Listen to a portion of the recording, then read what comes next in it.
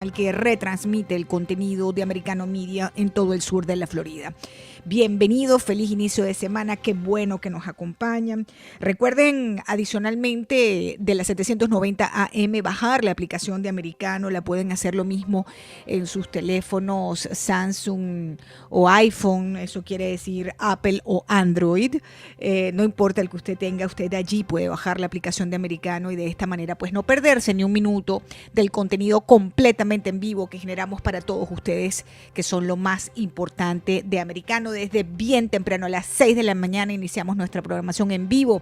Desde aquí, nuestros estudios principales ubicados en la ciudad de Miami, en la Florida, en los Estados Unidos, pues bien tempranito a las 6 de la mañana con Nelson Rubio. Ahí inauguramos en las mañanas pues nuestra programación, y que continúa toda la jornada pues con información, opinión, análisis, entrevistas, todo lo que es información, todo lo que es noticia está en Americano. Somos libres, somos Americano, de norte a sur, de este a oeste en la Unión Americana. Gracias por el inmenso apoyo que han tenido y que continúan teniendo con Americano Media. Por supuesto, venimos muy pronto con mucho más que a ustedes les va a encantar, unas aproximaciones que vamos a tener hacia ustedes en cualquier rincón que se encuentre en los Estados Unidos. Bien, dicho esto, adicionalmente, recuerden seguirnos en las redes sociales. Allí estamos en Twitter, estamos en Facebook, estamos en Getter, estamos en Instagram, la que a usted más le guste. Usted esa aplicación, esa red social que a usted más le guste, usted busque allí Americano Media y allí también estamos. Bueno, comenzamos, queridos amigos oyentes, este espacio informativo y lo vamos a hacer. Hay una vigilancia, que aunque ustedes no lo crean, ya se terminó la temporada de huracanes en el Atlántico, pero hay una nueva perturbación precisamente en el Atlántico que tiene al Centro Nacional de Huracanes de los Estados Unidos pues vigilante. Ellos han informado hoy que hay una perturbación a unas 750 millas al noreste de las islas de Sotavento, que está produciendo grandes lluvias, tormentas eléctricas, y bueno, están vigilantes de que esta perturbación, aun cuando la temporada de huracanes en el Atlántico ha finalizado, al menos oficialmente desde el pasado 30 de noviembre, pues hay gran posibilidad de desarrollo de este fenómeno, de esta perturbación que se está desarrollando en aguas del Atlántico. El agua todavía está calientita por esos lados de Dios. Ese es el elemento perfecto para estas tormentas. Sin embargo, según el Centro Nacional de Huracanes, puede ser que cuando esta perturbación se mueva un poquito más hacia aguas que están un poco más frías a mediados de esta semana, pues posiblemente esto podría debilitar esta posibilidad de que fuera de temporada tengamos un nuevo ciclón subtropical aquí en la costa este de los Estados Unidos. Así que vamos a estar, por supuesto, en Americano bien vigilantes de ese fenómeno que está ocurriendo a esta hora. Los precios mundiales del petróleo amanecieron en alza, queridos amigos oyentes, después de que China se aconsejara, motivado por estas protestas importantes en ciudades enormes, muy influyentes de China, como Shanghái, como Beijing. La gente protestaba por las medidas de contención del virus chino salido de un laboratorio en Wuhan, China.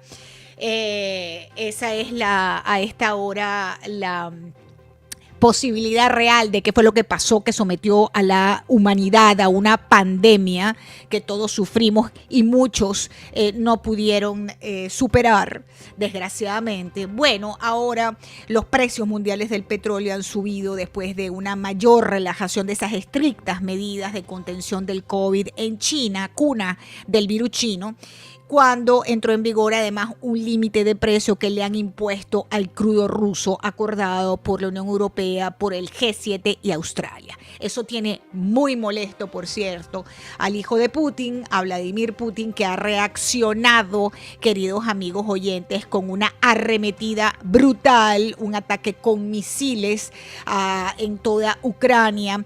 Se han registrado explosiones en varias partes del país, al sur de Kiev, en Cherkasy, Kiev-Rog, el puerto de Odessa, todo ha sido atacado por Vladimir Putin.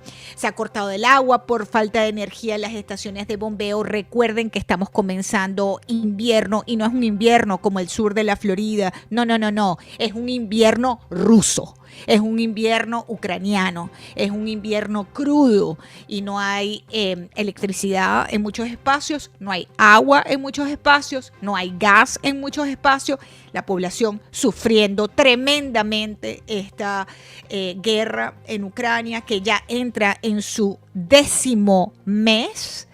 Y las autoridades ucranianas afirmaron que Rusia ha lanzado este ataque masivo con misiles en toda Ucrania el día de hoy. Han alcanzado viviendas, han alcanzado edificios, han interrumpido ese suministro eléctrico, han causado incontables víctimas civiles, y esta es la última ofensiva de Vladimir Putin en Ucrania. ¿Dónde estamos parados con la guerra? Bueno, déjenme contarles también.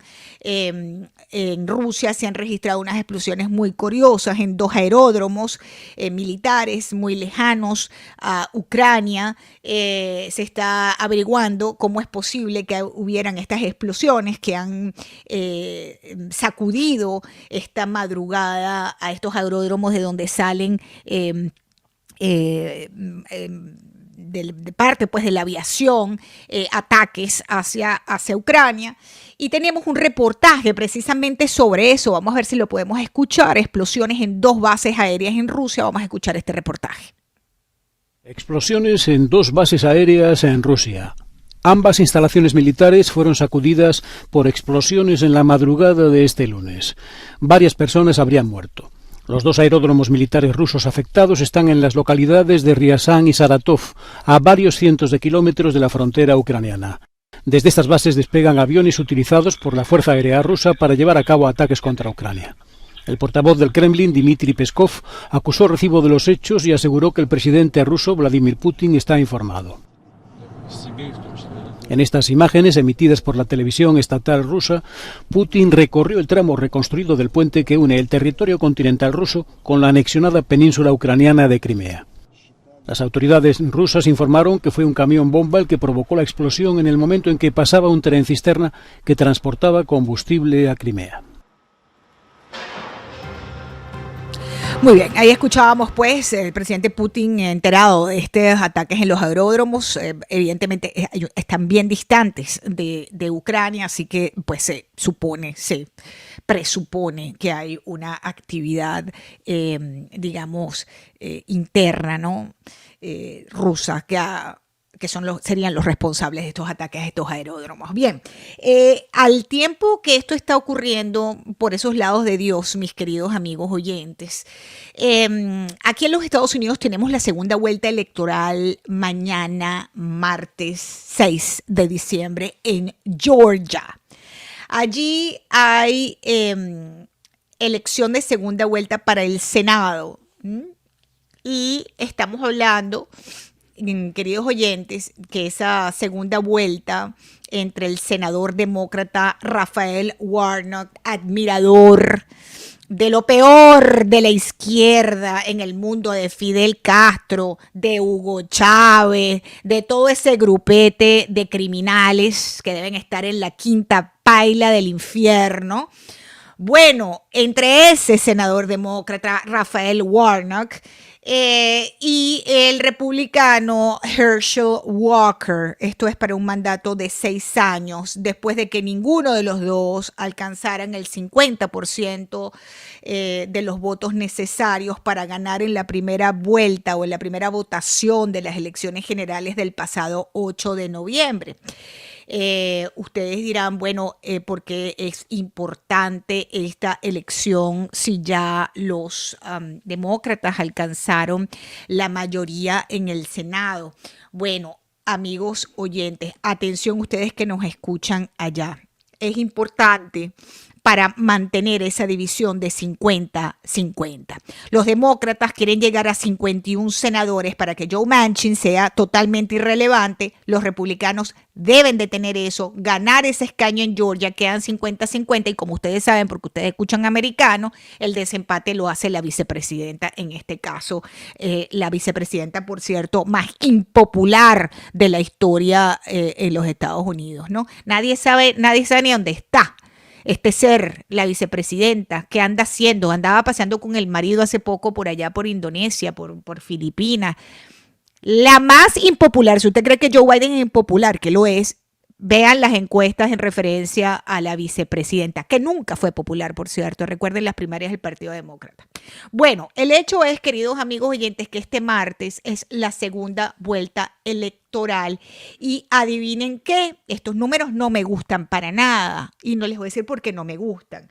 No me gustan porque no hay participación de los hispanos. Hay una récord en la segunda vuelta en Georgia por el Senado, más de, digamos, de votación adelantada, pero de ese récord de votación adelantada, solamente el 2% es voto hispano. Me dicen que tengo que hacer una pausa. Vamos a hacer una pausa brevemente y ya regreso con detalles del Twitter Gate de este fin de semana que estuvo caliente. Continuamos, queridos amigos oyentes, gracias por la inmensa sintonía de este espacio informativo. Yo soy Lourdes Jubieta, me acompaña Cristian Bonet de Los Controles y juntos le estamos llevando adelante este espacio de opinión, de entrevistas, de análisis y por supuesto la participación de todos ustedes en Americano Media y Radio Libre 790 AM en el sur de la Florida. Un gran saludo a la audiencia. Bien, este fin de semana pues estuvimos bien sorprendidos, ¿no? Nos hemos quedado patidifusos por las revelaciones de cómo Twitter encubrió al hijo de Joe Biden, a Hunter Biden, con el tema de las computadoras. Esto gracias a Elon Musk, quien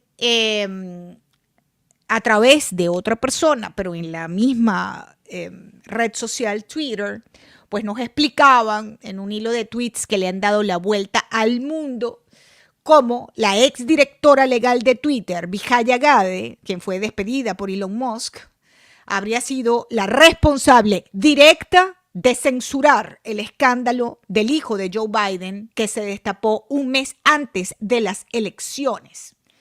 Además se ve ahí este sesgo político a favor del Partido Demócrata, que también queda expuesto en este material divulgado la noche temprana del viernes. He querido invitar al analista político Alfonso Aguilar, que nos acompañará a esta hora. Alfonso, bienvenido a tu casa, Americano Media.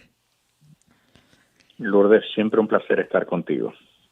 ¿Cómo te quedaste cuando viste esto? ¿Qué fue lo primero que pensaste, Alfonso? Mira, no sorprendido porque sabíamos que esto había sucedido. O sea, Twitter suprimió la nota del New York Post cuando salió un mes antes de las elecciones en el 2020.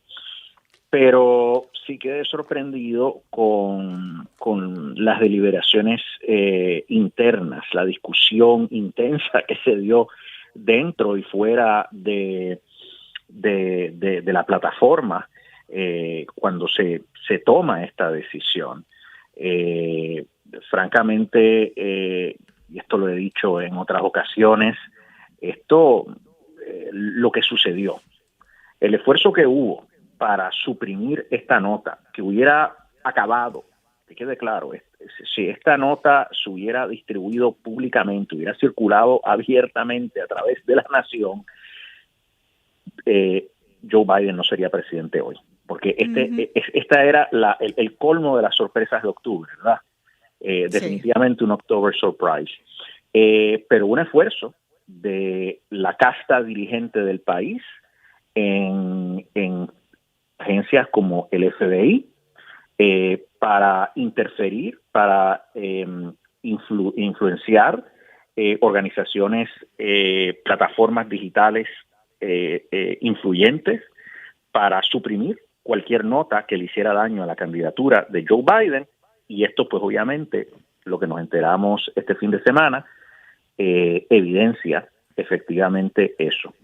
El FBI ya había contactado a Twitter y a otras plataformas diciéndoles de que en la campaña del 2020 los rusos iban a promover información falsa, desinformación sobre Joe Biden.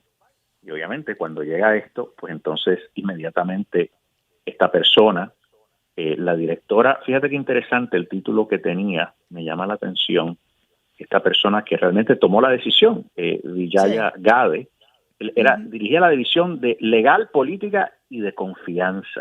O sea, ¿qué tipo de confianza uno puede obtener en un medio que continuamente está suprimiendo noticias? Y lo que me hace pensar esto es que este esfuerzo de manipulación de la opinión pública, porque es asegurarse que el público en general no tenga acceso a información vital, importante para tomar decisiones. Recordemos que esto es una democracia. La democracia responde al pueblo. El pueblo tiene que votar y tiene que tener a la mano esta información. Ese es el importante rol de la prensa. Pues hizo todo un esfuerzo para encubrir, para suprimir esta nota, y eso recuerda obviamente los peores esfuerzos de regímenes dictatoriales recientes para manipular la opinión pública. Esto recuerda el ministerio de propaganda de Goebbels en la Alemania nazi, ¿verdad? Que manipulaban la información, censuraban periódicos. Pues esto básicamente, ¿verdad? Es lo que ha sucedido. Y lo que vemos aquí era que ¿verdad? Que estaban haciendo todo posible para proteger a Joe Biden bajo la excusa de que la computadora de Hunter había sido hackeada. O sea, la doctrina del hackeo. El problema es que ellos no verificaron si efectivamente había sido hackeada. Primero, no lo fue. Él dejó esta computadora en esta tienda de reparaciones en Delaware, y después que la abandonó, pues entonces ahí es que revisaron su contenido y el dueño se le entrega al FBI, ¿verdad? Para que lo revisara. O sea que aquí no hubo un hackeo. De todas maneras, ellos no buscaron Twitter verificar con una agencia de law enforcement, policíaca a nivel federal, si había sido hackeado. O sea que se dejan ya, esa es la excusa, pero obviamente eso es una mera excusa. Y lo que me llamó muchísimo la atención es la intervención del congresista Ro Khanna, de California, demócrata, y no demócrata suave, es un demócrata bastante fuerte, pero que se comunica con Twitter y le dice, caramba, a mí me parece que esto es una violación de la primera enmienda, de la libertad de expresión. Yo sé que la información es fuerte, pero él dice, yo entiendo que Joe Biden, que el vicepresidente no es culpable, pero usted está suprimiendo información importante y esto es una violación a la primera enmienda. Esto lo hace un demócrata. Esto es algo insólito. Y me llama la atención que sean tan pocos en la prensa tradicional que le estén prestando atención a esta nota. Es como una supresión de la supresión. O sea, están suprimiendo la nota de que Twitter y otras organizaciones, otras plataformas, suprimieron esa nota tan importante. Es increíble porque esto continúa. Es una situación de un esfuerzo mediático para silenciar a quien se atrevía a revelar información, queridos oyentes, ¿no? Desde drogas, prostitución, negocios cuestionables con Ucrania y China, Alfonso. Allí, pues, datos que comprometían a Hunter Biden y que en Twitter decidieron que en medio de la campaña presidencial del 2020 no convenía que eso se hiciera público. Y yo creo que hacia allá van las investigaciones, ¿verdad? Yo creo que ese agavillamiento entre la gente de Twitter con el Partido Demócrata, con figuras importantes también influyentes fuera, digamos, que son parte del partido o afines al Partido Demócrata. Ahí estamos viendo recursos para las campañas. Cuando comparas demócratas con republicanos, la diferencia de las cifras de apoyo económico a las campañas, pues es notable. De manera, pues, que yo pienso, Alfonso, y quisiera preguntarte a ti, que aquí debería haber justicia, aquí tiene que haber responsables de esto, ¿no? Aquí tiene que haber, establecerse responsabilidades y una gran investigación, o ¿cómo lo ves tú? ¿Cuál es la consecuencia inmediata de esto? Dos investigaciones importantes, ¿verdad? Primero que nada, y es que siempre hablamos de la computadora de Hunter, ¿verdad? Y la gente piensa, esto es sobre Hunter. Sí. Hunter es una persona, un alma sufrida, claramente. Un adicto, pero empezando es un por ahí, ¿no? A un sinnúmero de cosas, tiene a través de lo que se ha filtrado a la prensa, hemos visto una persona que está muy mal, ¿verdad? Tiene serios problemas de adicción, mentales, etcétera, psicológicos. Pero ese es Hunter. Pero esta historia se basa en la computadora de Hunter, pero es sobre Joe Biden. Porque lo que queremos saber es si él está involucrado y estuvo involucrado como vicepresidente de los Estados Unidos entre la administración Obama en esquemas de corrupción, trabajando con su hijo para darle acceso a ciertas personas de gobiernos extranjeros como en China, en Rusia, Ucrania, para hacer dinero. Porque sabemos, y eso se sabía desde que salió la nota del New York Post, que hay varios mensajes donde hablan que hay que darle una partida, una cantidad de lo recibido en ingresos por representación al big guy. Y esto es una pregunta bien sencilla. ¿Quién es el big guy? Porque el big guy suena a Joe Biden, el vicepresidente de los Estados Unidos. O sea que esta investigación, como han dicho los congresistas republicanos, que la investigación se va a dar, no es sobre Hunter Biden, es sobre Joe Biden. Y si es sobre Joe Biden, y efectivamente él participó de este esquema de compra de influencia, pues entonces definitivamente tiene que ser impeached, y si está la evidencia clara, pues yo encuentro que un Senado objetivo, espero, debería encontrar culpable. Un escándalo de mayores proporciones, y por eso no quieren hablar de él. La otra investigación, obviamente, es qué es lo que pasó, ¿verdad? Porque no es solo las redes, las plataformas de redes sociales, es la prensa, es el FBI y las agencias de inteligencia, porque recuérdate que durante todo este periodo hubo más de 20 oficiales de alto nivel, exoficiales y actuales oficiales de inteligencia, diciendo de que iba a haber desinformación rusa y que lo de la computadora de Hunter era desinformación rusa. Lo afirmaron sin saberlo, aunque toda la información que se tenía hasta el momento y la evidencia que el propio gobierno federal tenía es que era cierto, que no era desinformación. Estas personas emiten esta carta pública. Entonces, ¿dónde está la ética? Tengo que hacer una breve pausa, pero espérame, Alfonso. Estamos conversando con el analista político Alfonso Aguilar sobre el Twitter Gate, este escándalo tremendo que se ha generado tras conocerse detalles de lo que fue el manejo de Twitter del caso de Hunter Biden. Ya regresamos. Queridos amigos oyentes, gracias por la sintonía, por estar conectados a Americano Media. Recuerden bajar la aplicación de Americano en sus teléfonos, en sus tabletas, donde ustedes prefieran, porque así se pueden llevar en su bolsillo, en su cartera, toda la programación de pues nuestra señal, ¿no? Americano Media, que también es retransmitida a través de Radio Libre 790 AM. Yo soy Lourdes Jubieta, feliz de tener conmigo en el programa la tarde de hoy al analista político Alfonso Aguilar. Estamos tratando de desmenuzar este último escándalo de esta administración de Joe Biden en esta oportunidad en referencia a Twitter, ¿no? Habías dejado y habías mencionado, Alfonso, el tema del FBI, y sabes que eso me preocupa mucho porque el debilitamiento institucional de los Estados Unidos es algo que nos preocupa, nos debería preocupar a todos, ¿no? Y más un departamento tan importante como es el FBI. ¿Qué lectura tú le das a eso? Bueno, tenemos que entender que hemos tenido problemas con el FBI en el pasado, y no una o dos veces, en varias ocasiones. Tanto así que en el 70, después de Watergate, tuvimos una comisión, la Comisión Church, que hizo un análisis profundo del FBI y otras agencias de inteligencia y llevó a unas reformas importantes.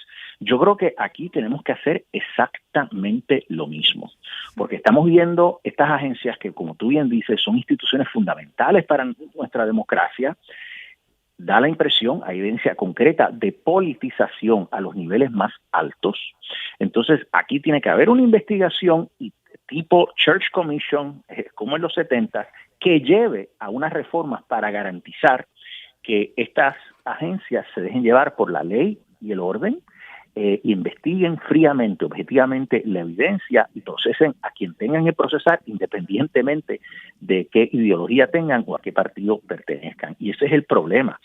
Entonces, yo creo que esto que hemos visto, que ha salido este fin de semana, pues ilustra una vez más cómo el FBI interviene con una corporación, con una plataforma para tratar de que no cubran no le den cobertura objetiva a una campaña política, sabiendo que pues lo que salió, ¿verdad?, del New York Post era una noticia que básicamente hubiera acabado con la campaña de Joe Biden. O sea, que estas dos investigaciones que mencioné, por un lado, la del presidente. El presidente, como vicepresidente de Barack Obama, participó de esquemas de corrupción. Y dos, esta investigación de las agencias de inteligencia y del FBI para ver si están politizadas. Pero esta última investigación que lleve a unas reformas importantes, porque obviamente la democracia se debilita, se destruye si la gente no tiene confianza en las instituciones más básicas de nuestro sistema de gobierno. Correctamente, estoy de acuerdo contigo, Alfonso, eso es muy, muy preocupante. Adicionalmente, responsabilidades, ¿no? Porque por un lado tenemos el caso del FBI, pero también, por supuesto, todos queremos justicia sobre este caso, ¿no? Entonces, ¿qué pasará con una figura como esta señora que fue la que se llevó adelante, pues, toda esta censura y esta manipulación en Twitter? He escuchado por allí que a partir de enero con el nuevo Congreso va a solicitarse una investigación, etcétera. ¿Tú crees que aquí va a haber responsabilidades penales sobre este caso? ¿Alguien terminará en la cárcel? Bueno, debería haber una investigación y si hay evidencia debería haber un procesamiento criminal. El problema es que quien viene a investigar esto es el Departamento de Justicia y estamos viendo una politización del Departamento de Justicia. Entonces, por eso es importante la investigación de la Cámara, que haya una investigación y que si surge evidencia, pues que la refieran al Departamento de Justicia. Pero yo creo que si la evidencia es contundente, no hay forma de que el Departamento de Justicia pueda evitar perseguir, enjuiciar, encausar. Erradicar cargos y procesar criminalmente a esta persona o a otros involucrados, ¿verdad? Entonces, la investigación tiene que ser una investigación profunda y es importante que no puede ser como la investigación de la comisión del 6 de enero, que era todo a base de innuendos. Aquí hay que buscar evidencia concreta, un smoking gun, evidencia contundente que sea referida a justicia y que no haya forma que justicia pueda rehusarse a procesar criminalmente a estas personas. Porque si lo hace, entonces se vería nuevamente el plumero político, partidista, y eso está muy mal. Esta persona que tiene que testificar y tienen otros que testificar, la investigación que se hizo por este periodista concluye que Jack Dorsey, el entonces presidente, CEO de Twitter, no estaba enterado de lo que estaba sucediendo. Supuestamente. A mí eso me llama mucho la atención. A mí también. Mucho la atención. Como tener el elefante rosado, como tener un elefante rosado con puntos verdes en la sala de tu casa y tú entras y sales y no lo ves. Eso es muy extraño. Sobre todo cuando estás recibiendo llamadas de congresistas de Washington. Todo el mundo está hablando de esto en los medios a nivel nacional, por lo menos en los medios conservadores, en Fox, por ejemplo, y él no estaba enterado de lo que estaba pasando. Me parece muy sospechoso. Yo creo que eso es lo que dice este periodista, pero yo creo que también él tiene que testificar y hay que ponerle presión para ver qué realmente es lo que sabía y cómo participó de estas decisiones. Pero aparte de eso, lo que ha dicho Elon Musk es que él va a seguir dando a la luz pública otra información que ellos encuentren de cómo Twitter en el pasado estuvo apoyando, ¿verdad? O favoreciendo a los demócratas y a la izquierda.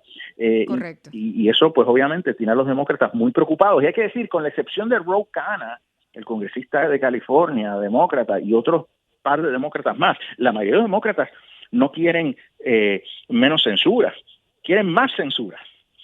Y eso es lo preocupante, porque aquí tenemos un partido que asume como postura política de que hay ciertas opiniones legítimas con las cuales no están de acuerdo, que como ellos no están de acuerdo, pues tienen que ser clasificadas como expresiones de odio, que tienen que ser censuradas.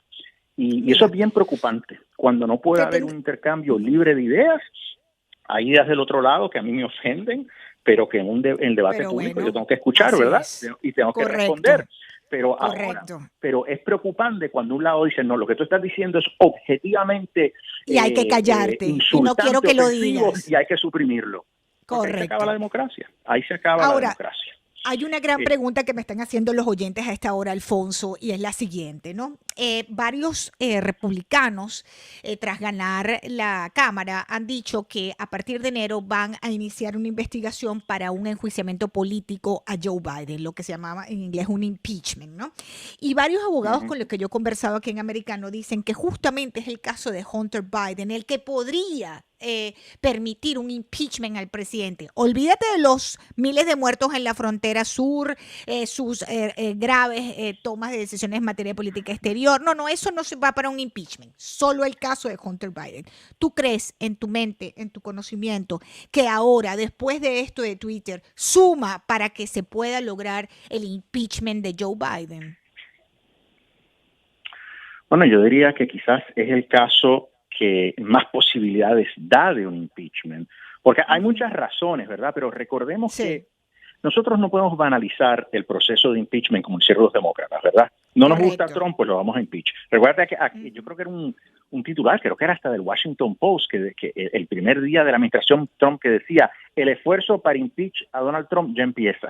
O sea, esa era la mentalidad de los demócratas. Ellos querían hacerle un impeachment a Trump como fuera.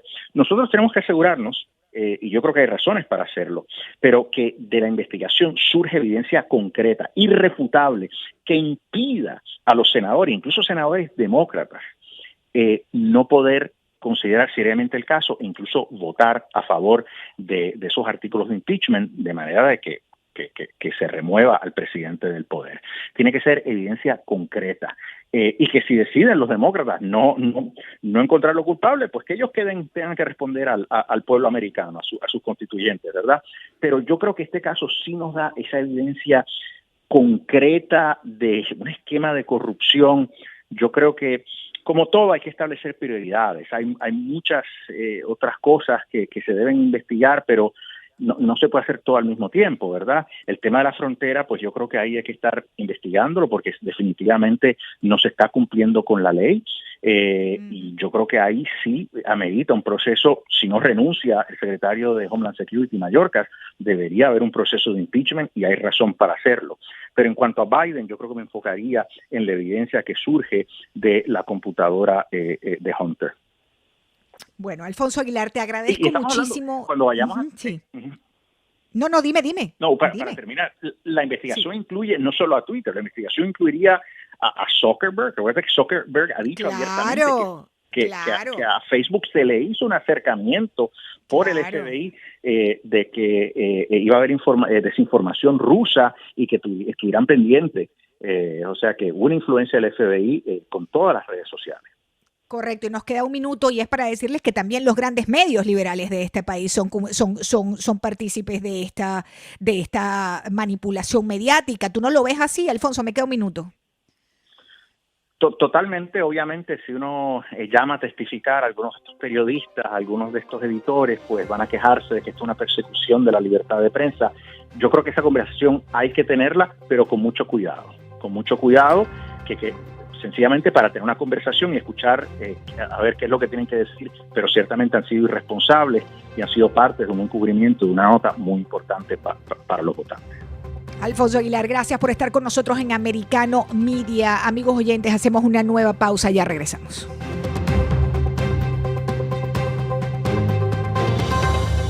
Media, yo soy Lourdes Jubieta, gracias por estar conectados con nosotros en esta parte final del programa. Queridos amigos oyentes, quiero hablarles brevemente de inmigración, algo que está pasando, nos los pide la audiencia, algo que está pasando con los venezolanos. Ustedes recordarán que después de esta crisis inmigratoria tremenda en la frontera sur, inicialmente los venezolanos saliendo en masa de Venezuela caminando para llegar a los Estados Unidos porque esas fronteras abiertas en el sur le permitían entrar como perro por su casa en la Unión Americana. Biden dijo no los voy a deportar, para finalmente decir sí los voy a deportar. Comenzó toda una situación de crisis y bueno, los benefició esta administración con lo que se llama el nuevo programa un nuevo programa migratorio que tiene que ver con un paro humanitario, ¿no? Bueno, hace escasos 2 días, decenas de venezolanos que fueron beneficiados con ese paro humanitario otorgado por la administración de Biden están denunciando que el documento le fue anulado en el momento que intentaban abordar en Colombia un vuelo con destino a los Estados Unidos. Al menos 15 de esos venezolanos dicen que desconocen la razón de la medida, y por eso hemos invitado al abogado de inmigración que me acompaña a esta hora en Americano, Miguel Ángel Mora. Doctor, qué bueno saludarlo, es Lourdes Jubieta, bienvenido a Americano. Buenas tardes, Lourdes Jubieta, ¿cómo está? Gracias por invitarnos. Un placer, doctor, tenerlo por aquí. ¿Qué está pasando con estos venezolanos que les ha sido, justo antes de montarse en el avión, les dicen, no, ese parol humanitario está cancelado, no pueden viajar? ¿Qué está pasando, doctor?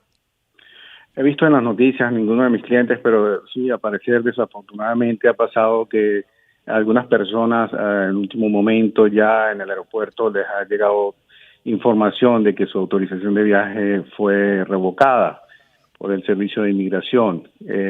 Eso desafortunadamente ha pasado y bueno, por supuesto es de estimar que una persona cuando va a viajar hace arreglos y muchos sacrificios, ¿no? Para poder viajar. Claro. Bueno, eso es lamentable. Sin embargo, también hay que decir que una autorización de viaje otorgada no otorga un derecho como tal a la persona de obtener al final el parol cuando llegue a los Estados Unidos.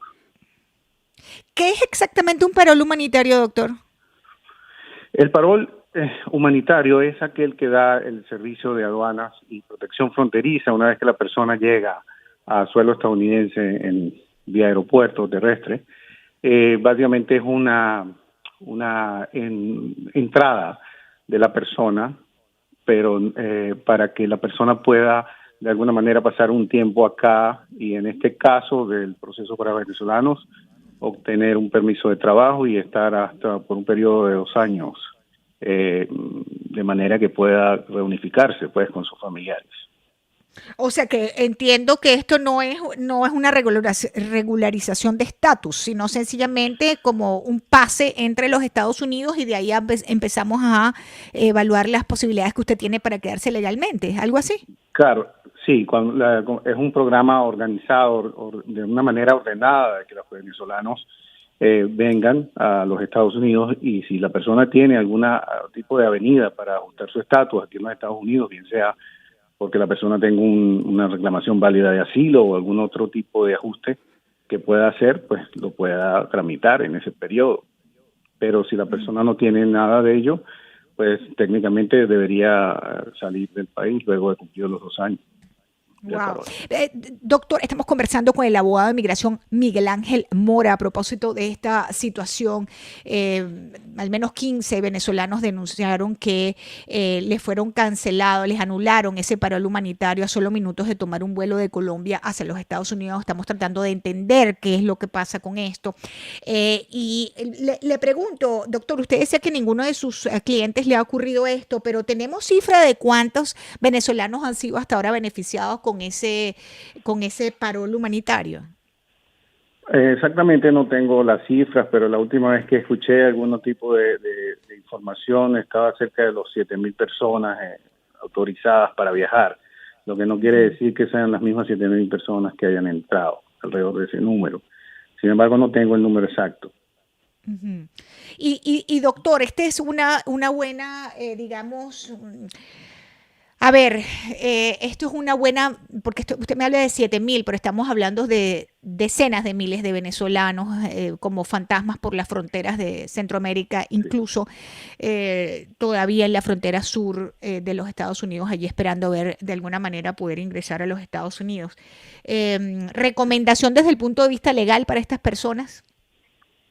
Bueno, es muy importante hacer saber a la comunidad venezolana que es vulnerable.